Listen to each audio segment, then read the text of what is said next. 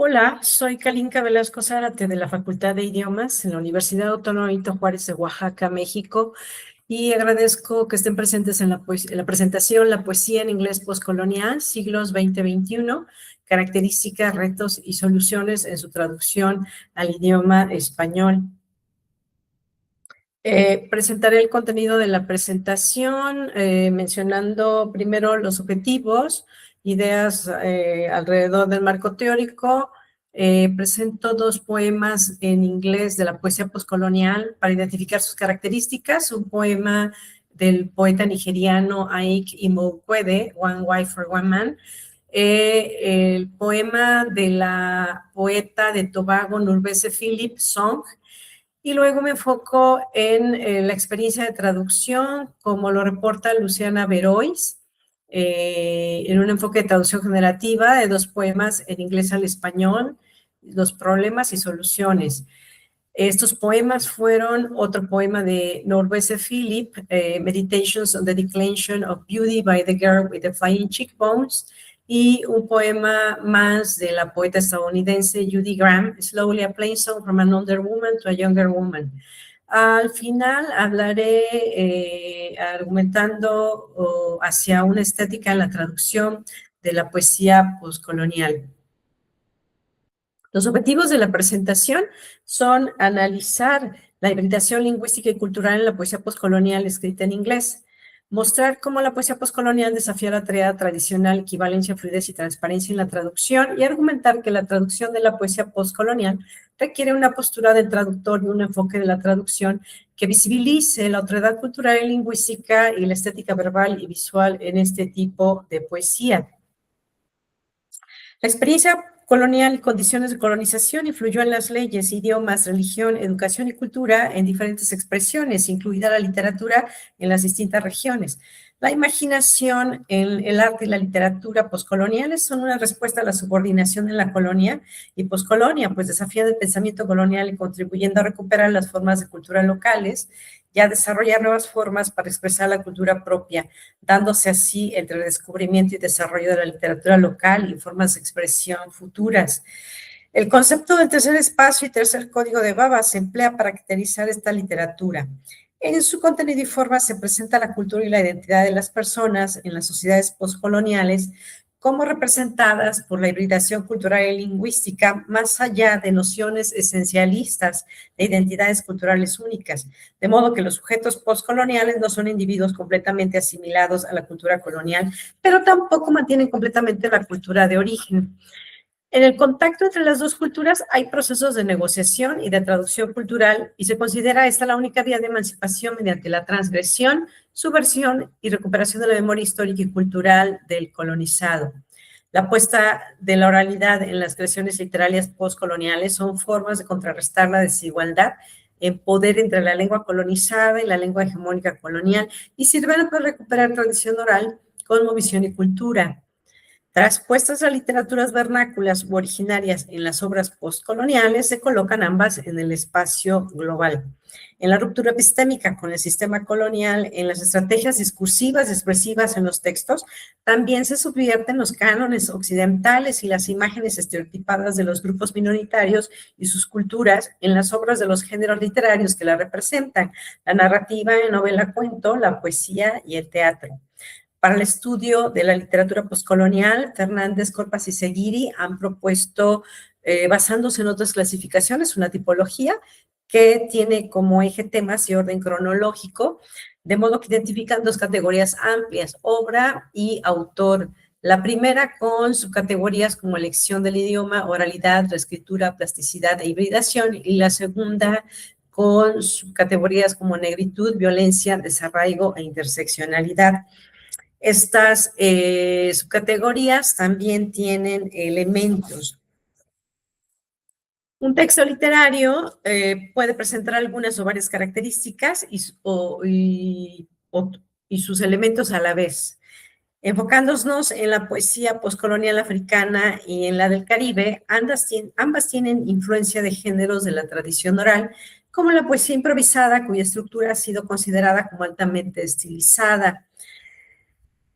Este papel ha tenido la poesía ha tenido un papel importante en la expresión del pensamiento político asociado a los movimientos sociales de independencia de la colonia y los de liberación postcoloniales, donde se expresan ideas por los derechos civiles, la equidad de género, problemas y experiencias de la vida cotidiana o la observación del ambiente y la naturaleza, en tonos que van desde la pena y sufrimiento hasta el humor e ironía.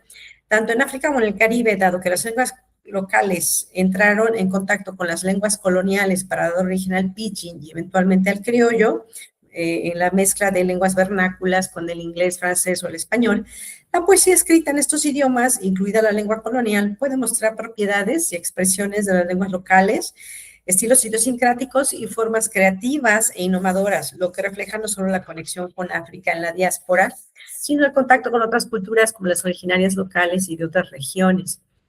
La poesía en inglés del Caribe mantiene un perfil sonoro africano mientras utiliza el léxico inglés. Su uso en la poesía no es solo un recurso estilístico, sino un acto de soberanía lingüística. La poesía caribeña habita lo que Edward Glissant llama la poética de la relación. No busca una pureza ancestral, sino que celebra el mestizaje y la criollización como estados de resistencia ante la homogeneización colonial. Existe una estrecha relación entre la palabra escrita y los ritmos musicales. Frente a la visión del Caribe como paraíso, lugar vacío para la explotación, la poesía postcolonial reescribe el paisaje, el mar, el monte, dotándolo de una memoria histórica espiritual propia. Para mostrar cómo se presentan estas características en la poesía postcolonial, tenemos aquí un poema de Aïch Imokwede, nigeriano, One Wife for One Man, una esposa para un hombre, escrito en pidgin, que es una variante del inglés estándar de sintaxis simplificada y surge a partir del contacto con diferentes lenguas de la zona, como el Igbo, el Yoruba o el Hausa, por lo que refleja el inglés colonial. Para facilitar la comprensión del poema, los editores de la antología en la que aparece el poema incluyeron un pequeño glosario donde muestran cuáles son los equivalentes en inglés de las voces de las lenguas locales. Escrito en 5 estrofas de verso libre, separadas por una línea o verso que se repite dándole cierto ritmo, se identifica el tono irónico y el uso del habla coloquial. La voz poética en este poema cuestiona la introducción de nuevas formas de organización social, de relaciones familiares y nuevos valores a la cultura local, en específico el choque entre la poligamia y la moral cristiana colonial. En el poema se identifica hibridación cultural y lingüística, se identifica el elemento ambivalencia, pues la voz poética cuestiona el nuevo orden con la introducción de la monogamia en las sociedades tribales tradicionales, confrontándolas con las formas de vida antes de la experiencia colonial. La polifonía se expresa en las voces de las lenguas de la zona junto al pidgin y se observa la interseccionalidad porque los roles de género en la cultura local y los introducidos por la experiencia colonial se exponen, aunque la voz poética, por ser masculina, no represente un pensamiento considerado feminista actualmente. Dice en el poema, mi padre, antes de mi padre, tiene Borku esposas. Por el glosario sabemos que Borku significa varias esposas. En el nuevo orden de vida introducido a través de instituciones legales y la religión, estas prácticas no son aceptadas. Y dice la voz poética, pero ese tiempo pasó desde que el hombre blanco llegó. Y cuestiona, solo dime cómo una esposa se queda con un hombre, cómo se queda todo el tiempo para él en casa.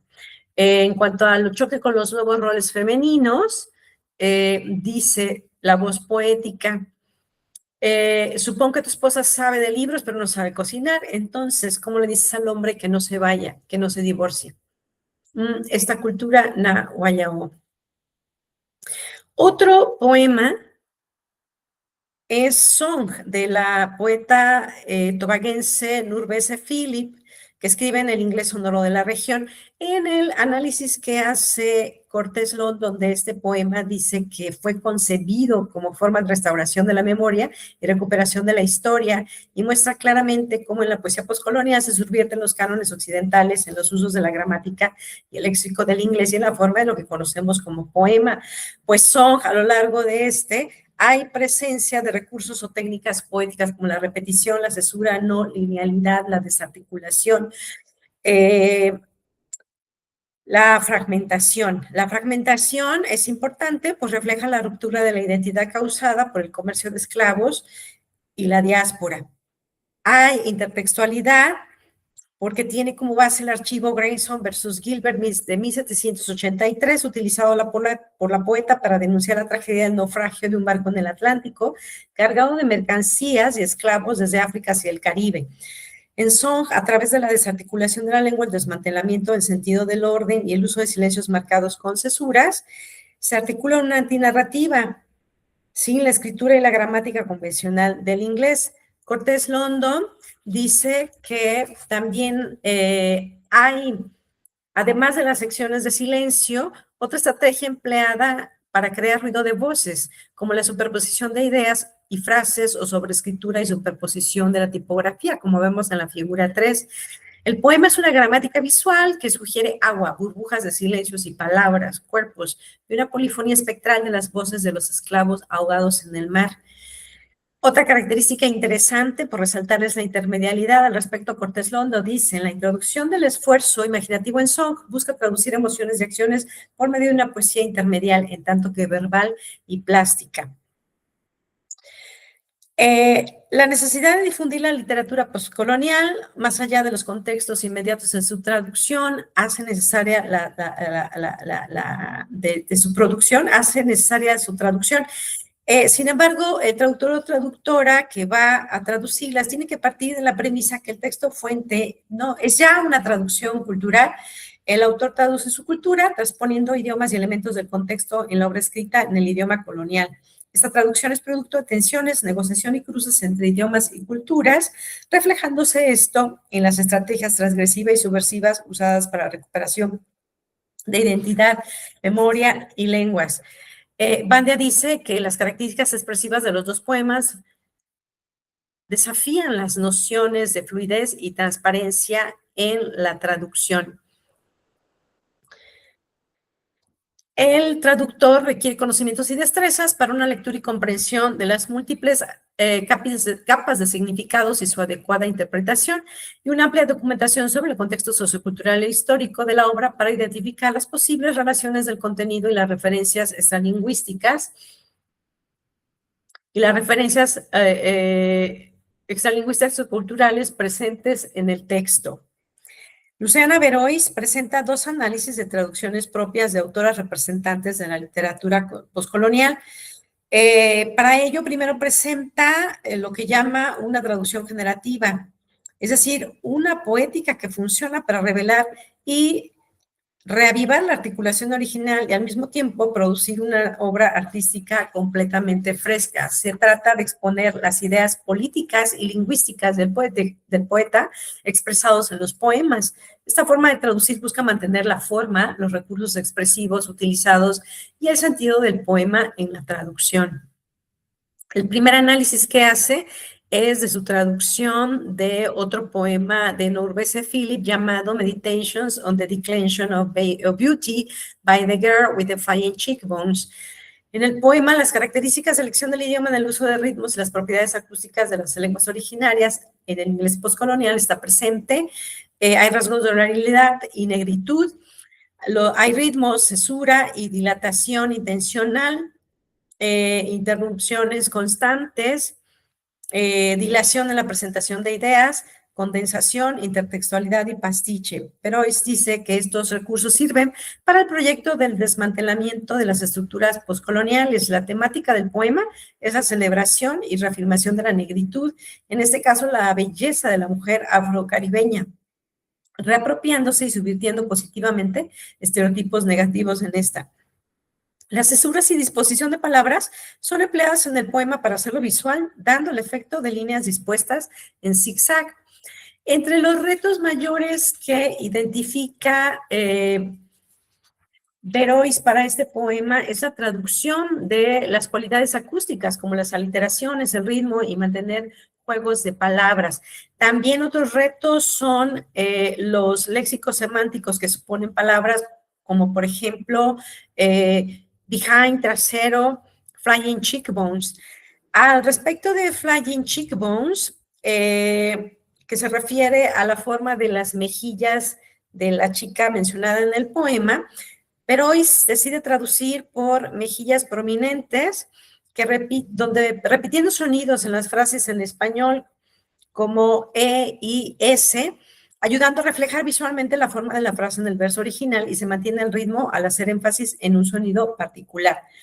El otro poema que Berois comenta es Slowly a Plain Song from an Older Woman to a Younger Woman, de Judy Graham, poeta norteamericana. El poema trata el paso del tiempo, el envejecimiento y la transmisión de la sabiduría y la experiencia que da el haber vivido más. La poética es de la mujer mayor, quien se refiere a otra mujer mucho más joven, quien la trata con desdén por su edad.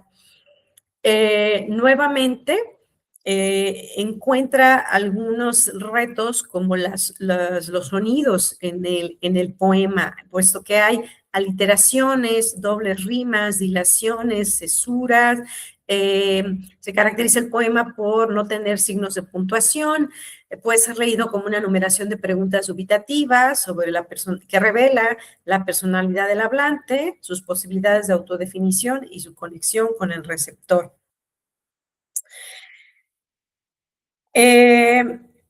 Un problema del que habla es, por ejemplo, en la traducción de la acústica.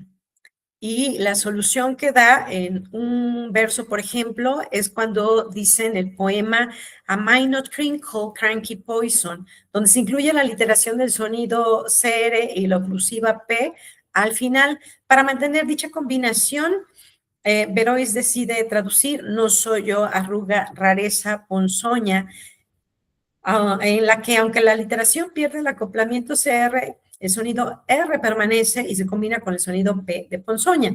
Esta solución refleja el esfuerzo de la traductora de reproducir el efecto de las aliteraciones en las palabras del español.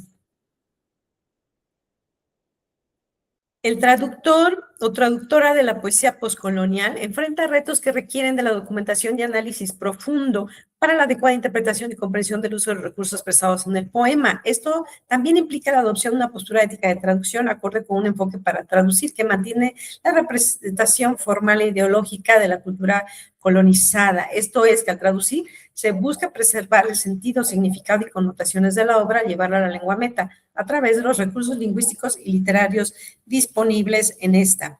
Se respetará el estilo, preservando el lenguaje expresivo y las formas de la obra y su género según las características de determinada época, corriente literaria a la que pertenece. En visibilizar la autoridad de las obras postcoloniales, el traductor buscaría mantener en lo posible las marcas de oralidad en el texto origen, las formas sintácticas y del léxico de expresión creativa usadas por el autor, las voces de las lenguas originarias o vernáculas o alguna otra característica asociada a este tipo de literatura, sin introducir tendencias deformantes como la exotización. Esta forma de traducir visibiliza el trabajo del traductor empleando técnicas conocidas como calcos, préstamos, traducciones literales, adaptaciones fonéticas, entre otras, siendo consciente de las implicaciones ideológicas, culturales y estéticas del modo de traducir que adopta. Por último, traducir poesía poscolonial visibiliza el papel del traductor como agente de mediación intercultural, pues estas obras representan expresiones creativas y manifestaciones culturales de autores, culturas e idiomas en la periferia de los sistemas literarios. Por su atención, muchas gracias. Aquí hay algunas de las obras citadas para este trabajo.